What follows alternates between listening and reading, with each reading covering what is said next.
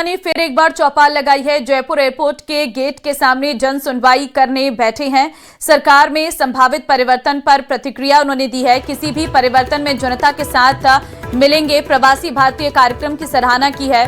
विपक्ष का काम है आरोप लगाना, किरोड़ीलाल मीणा की तरफ से कहा गया है। तो मंत्री किरोड़ीलाल मीणा ने फिर एक बार चौपाल लगाई है, जहां पर एयरपोर्ट के बात करें तो गेट के सामने जो है चौपाल उनके द्वारा लगाई गई। आप देख सकते हैं तस्वीरों में भी प्रवासी भारतीय कार्यक्रम की सराहना किरोड़ीलाल मीणा की तरफ से की गई।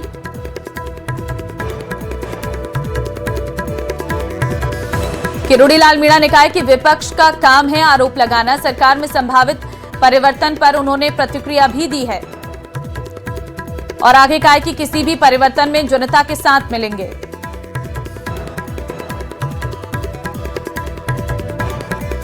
जयपुर एयरपोर्ट के टर्मिनल 2 के ऊपर मंत्री किरोड़ीलाल मीणा ने अपनी चौपाल लगा दी है। ये प्रदेश के पहले ऐसे मंत्री हैं जो एयरपोर्ट के ऊपर अपनी चौपाल लगाते हैं। आप देखिए, ये ठीक एयरपोर्ट के गेट के बाहर जो है वो मंत्री किरोड़ीलाल मीणा बैठे हैं, बात करने की कोशिश करते हैं।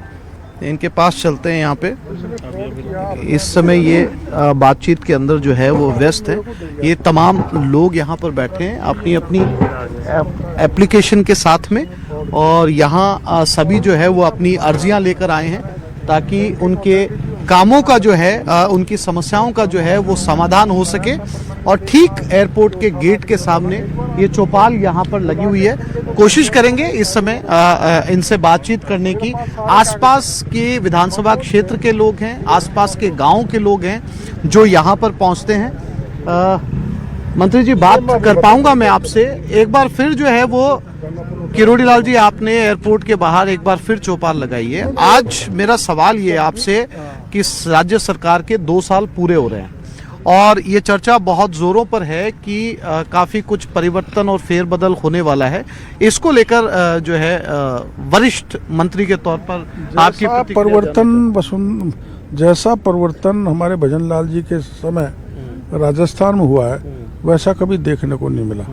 क्या आपने दिल्ली से मुंबई तक की रोड सुन सकते थे जो बन जाएगी, जहाँ मैं 2 घंटे में दिल्ली पहुँच जाता हूँ? आप सोच सकते थे क्या 90,000 करोड़ रुपए खर्च करके चंबल के पानी को वहाँ लाया जाएगा जहाँ मायर आप बैठे? राज्य के 13 जिलों में जाएगा। राइजिंग राजस्थान सबसे पहले हुआ। दुनिया भर के दर्जनों देशों के लोग यहाँ पर आए। कल प्रवासी भारतीय आए। हम अट्रैक्ट कर रहे हैं ताकि यह इंडस्ट्रियल माहौल बने।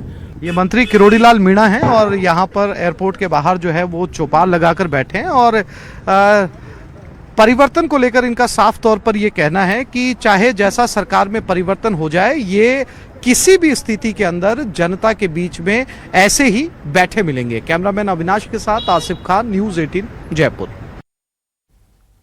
चूरू के सादुलपुर के पिलानी रोड स्थित वार्ड 23 में रेल लाइन के नीचे निर्माणाधीन अंडरपास को लेकर स्थानीय निवासियों ने जोरदार विरोध प्रदर्शन किया।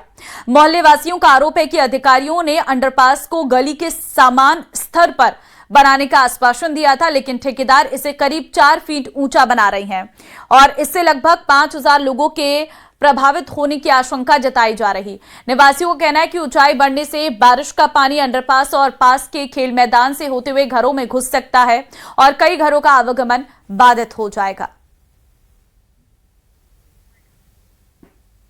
उन्होंने ये वादा किया था कि जो मोहल्ले की रास्ता है, आम रास्ता, उसके हिसाब से ही इस अंडरब्रिज को बनाया जाएगा। मोहल्ले वासियों को किसी प्रकार की कोई परेशानी नहीं होगी, लेकिन इसके बावजूद भी आज ये अंडरब्रिज कम से कम 5-6 फुट ऊपर रास्ते से ऊपर अवेलेबल बनाया जा रहा है। ये मोहल्लावासी पूर्ण रूप से बहुत बड़ी भारी परेशानी में है। अधिकारीगण इस समस्या को तुरंत प्रभाव से समस्या का समाधान।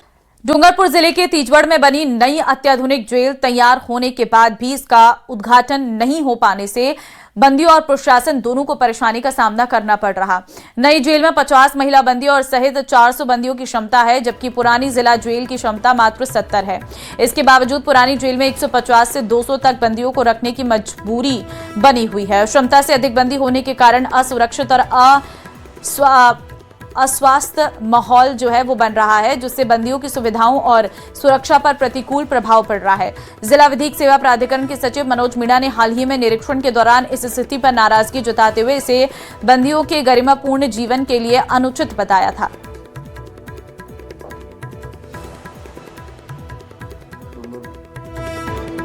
रखने की क्षमता 70 है और वर्तमान में जिला कारागृह में बंदी की आमद 150 से 200 बंदियों के लगभग हो जाती है, जिसमें जनाधिक्य होने पर बंदियों को उप कारागृह सागवाड़ा या अन्यत्र कारागृह जाडौल है, कोटड़ा है, उदयपुर है, अन्य कारागृह मुख्यालय के द्वारा स्थानांतरण कर दिए जाते हैं।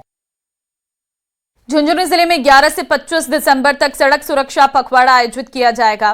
जिला परिवहन अधिकारी मोनू मीणा ने बताया कि इस दौरान परिवहन विभाग, पुलिस, पीडब्ल्यूडी, आरएसआरटीसी और जिला प्रशासन मिलकर विभिन्न जागरूकता कार्यक्रम चलाएंगे।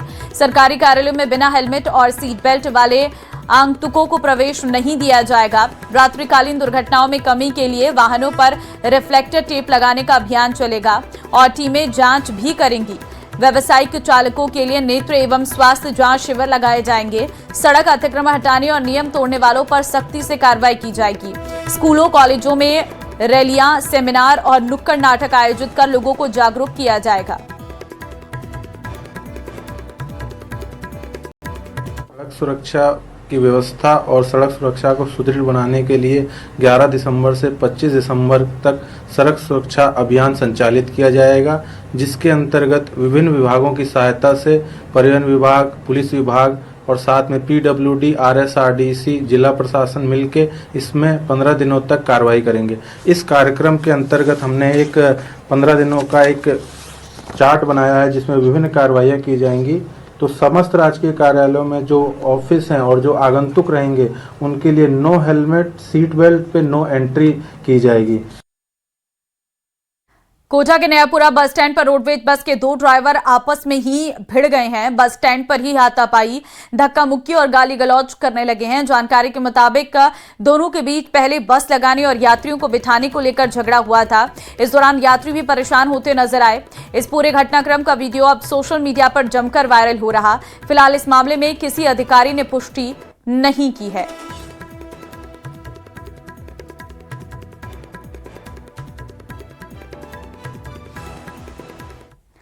डूंगरपुर में बार एसोसिएशन डूंगरपुर के अध्यक्ष समेत 5 पदों के लिए सुबह 10 बजे से मतदान शुरू हो गया। अध्यक्ष, उपाध्यक्ष, महासचिव, कोषाध्यक्ष और पुस्तकालय सचिव के लिए 250 वकील मतदान करेंगे। वहीं उम्मीदवार आखिरी समय तक अपने पक्ष में वोटिंग के लिए अपील करते हुए देखे गए। दोपहर 2:30 बजे तक वोटिंग पूरी होगी।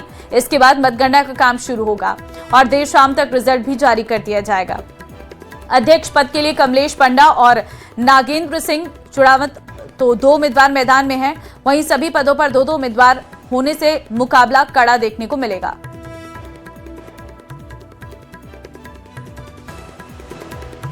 पांच पदों पर वैसे 6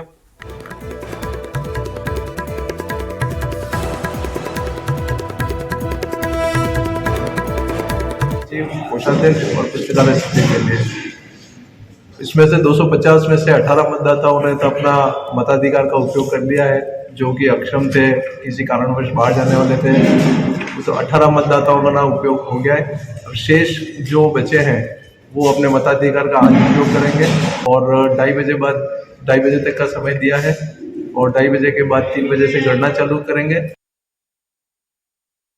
दौसा से बड़ी खबर है। अलवर गंगापुर मेगा हाईवे पर हुआ हादसा। बसवा के पास अनियंत्रित होकर पुलिया से नीचे गिरी है कार। हादसे में कार सवार व्यक्ति बाल बाल बचा है। दुर्घटना में कार सवार को नहीं आई गंभीर चोट। बसवा थाना पुलिस ने घटनास्थल का मौका मुआयना किया है। तो अनियंत्रित होकर पुलिया से कार जो है वो नीचे गिरी। हादसे में कार सवार बाल बाल बचा है।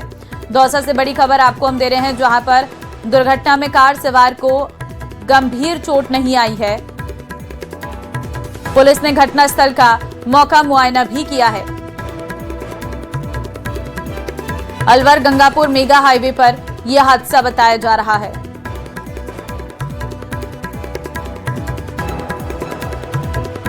अनियंत्रित होकर पुलिया से कार जो है वो नीचे गिर गई है, लेकिन इस दौरान कार सवार बाल बाल बचा है। दुर्घटना में कार सवार को गंभीर चोट नहीं आई है। ये जानकारी इस वक्त निकलकर सामने आई है। पुलिस ने घटनास्थल का मौका मुआयना भी किया है और जो कार सवार है उसे भर्ती किया गया। ये है तस्वीर हम आपको दिखा रहे हैं जहां पर आप देख सकते हैं कार नीचे खाई में जाकर पलट गई है। ये तो गनीमत रही कि इसमें कार चालक को कुछ नहीं हुआ, सिर्फ कार ही क्षतिग्रस्त हुई है और लोगों की भीड़ जमा हो गई है वहां पर। पुलिस ने घटनास्थल का मौका मुआयना किया है।